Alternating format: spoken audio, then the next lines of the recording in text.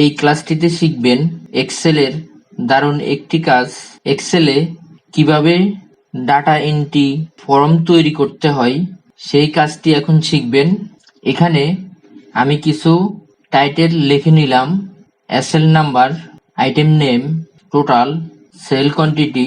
এখানে আপনাদের মতো করে যা খুশি তাই লিখে ওই অনুপাতে এক্সেলের ফর্মটি ক্রিয়েট করতে পারবেন। প্রথমত টাইটেলগুলো লেখার পর তারপর সিলেক্ট করলাম, তারপরে ফাইল থেকে অপশনে ক্লিক করবেন। এই যে এখানে দেখতেছেন অপশন, এখানে ক্লিক, এখান থেকে কাস্টমাইজ রিবন, এখানে এসে এখানে ক্লিক করবেন। এই যে দেখতেছেন এখানে ক্লিক করে অল কমান্ডসে ক্লিক করবেন। এখান থেকে ফর্ম অপশনটি খুঁজে বের করবেন। এই যে দেখতেছেন এখানে ফর্ম অপশনটি আমরা খুঁজে পাইলাম। ফর্ম অপশনটির চিহ্নটি এরকম দেখতে দেখাবে।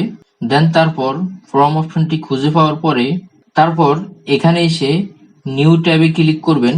এরকম একটি নিউ ট্যাব চলে আসবে। এখান থেকে সিলেক্ট করে থাকা ফর্ম অপশনটি অ্যাডে ক্লিক করে দিবেন, এখানে চলে আসবে। তারপর ওকেতে ক্লিক করবেন। এখানে দেখুন হোম মেনুর পাশে এখানে চলে আসছে। তারপর ফর্মে ক্লিক করলাম।